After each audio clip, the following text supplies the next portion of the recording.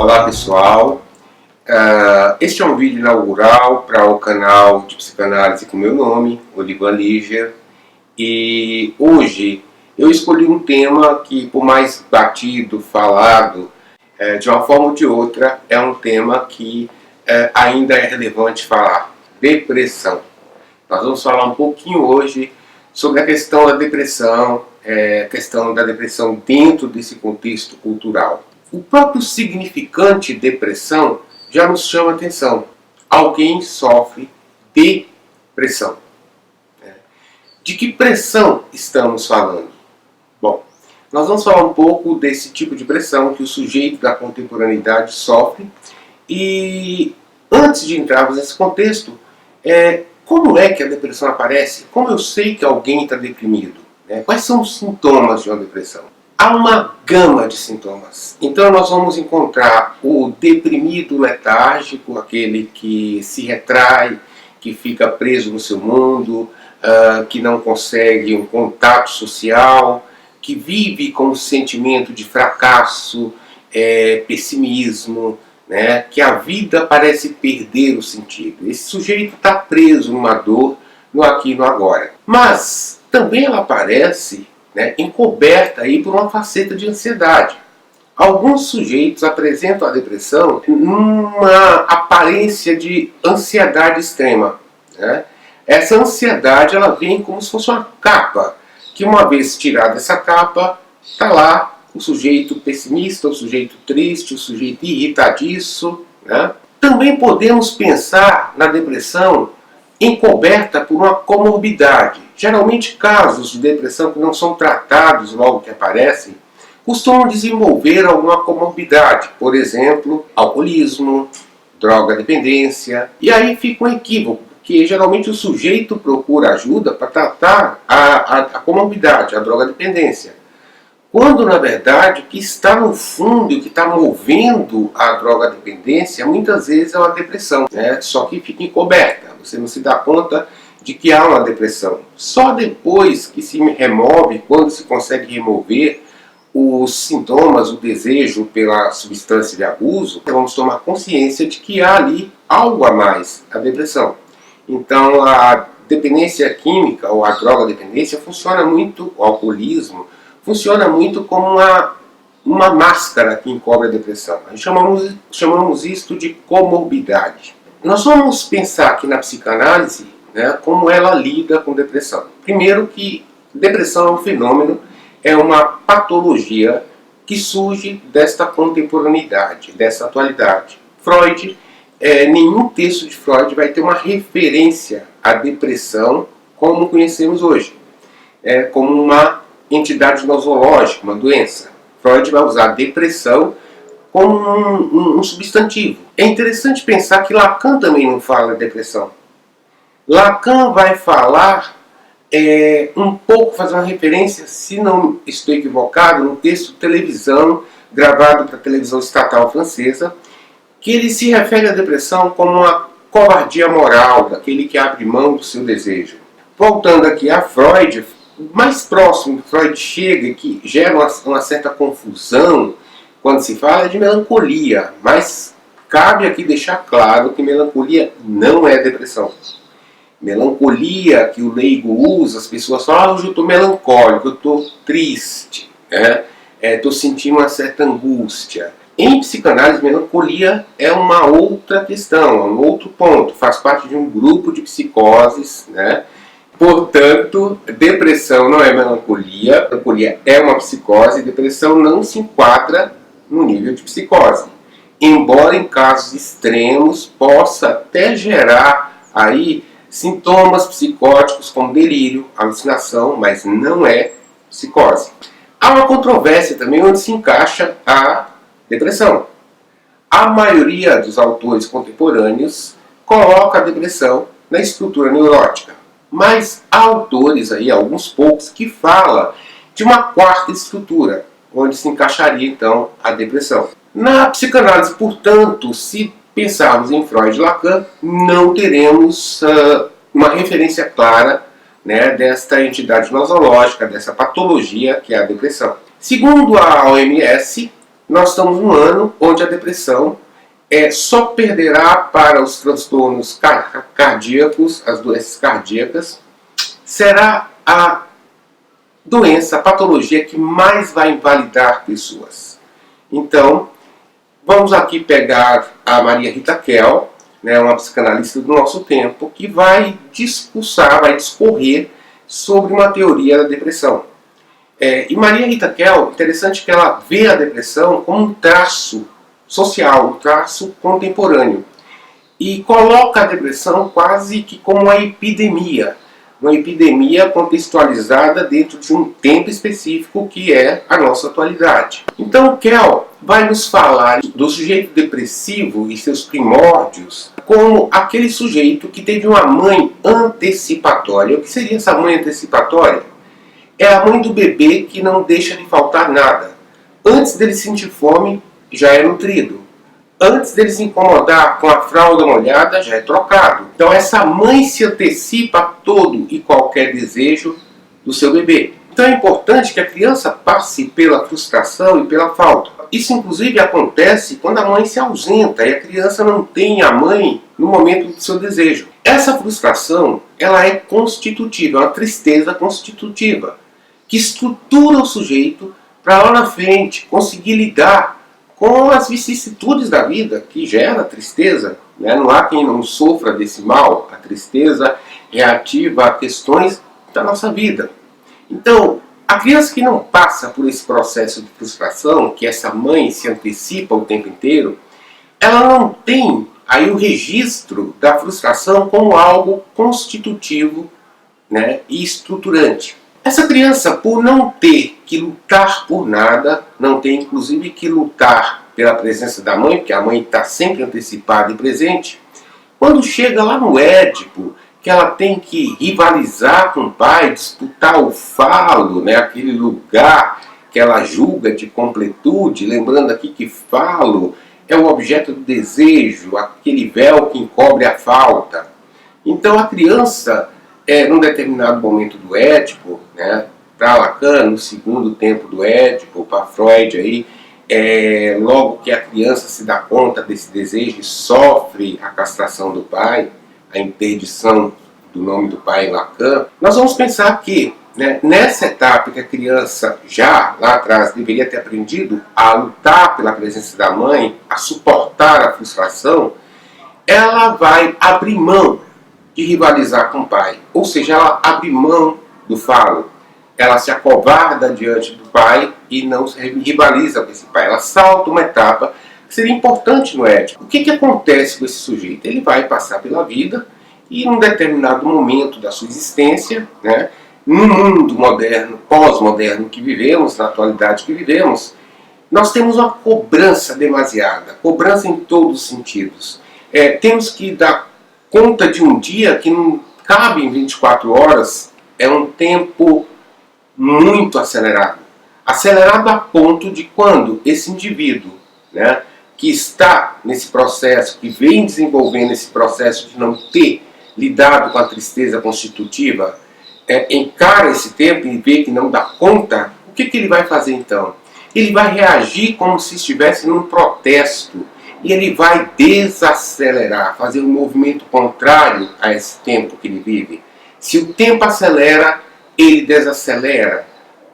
Essa desaceleração nós vamos associar então ao sintoma depressivo da lentidão. O depressivo hoje então seria uma patologia historicizada dentro de um tempo da modernidade, da pós-modernidade, no qual o sujeito protesta contra aquilo que é a aceleração da contemporaneidade, que ele não vai dar conta.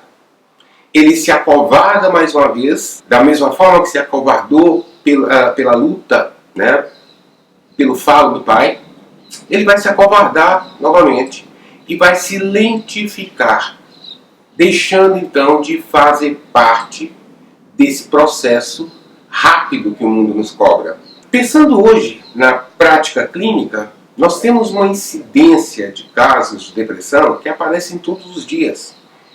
Pânico e depressão parece que é uma condição emblemática, icônica do nosso tempo. Se pensarmos hoje que a rapidez, a aceleração que o mundo nos cobra, não nos dá tempo sequer de pensar, de refletir sobre a vida.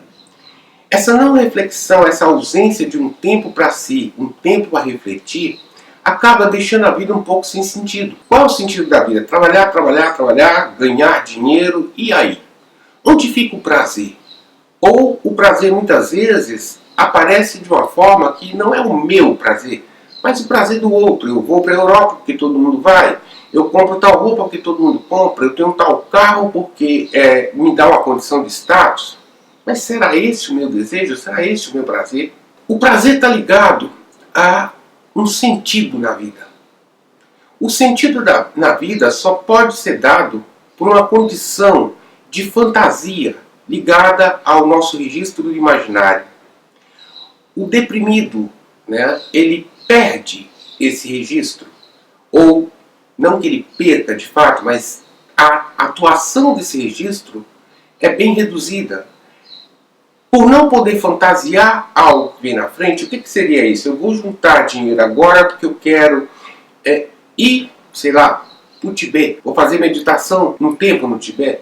Vou ter um ano sabático, que vou percorrer o mundo aí, conhecendo culturas diferentes. Quando eu penso isso, o que eu tenho no presente agora, não é isso, mas a minha fantasia dá um sentido para as coisas que eu faço agora. Então eu vou trabalhar com mais afinco, com mais prazer, com mais vontade, em função desse objetivo que está no registro do imaginário, da fantasia. Se olharmos na clínica depressivo, ele não tem futuro. Não existe a fantasia de um sentido para ele dar, para o momento que ele vive hoje. Ele está preso única e exclusivamente na sua dor do presente. Às vezes essa dor chega num ponto de se tornar insuportável. Parece infinita, que nunca vai acabar. Nesse momento o deprimido vê uma saída. A morte, suicídio. O suicídio está diretamente ligado, a muitos casos, à depressão. Não que seja um fenômeno, uma ação, um ato exclusivo do deprimido. Há outras patologias que podem conduzir o sujeito à passagem ao ato, ao suicídio. Mas, na depressão é mais comum. Porque é a única forma que o sujeito encontra de terminar com aquela dor infinita.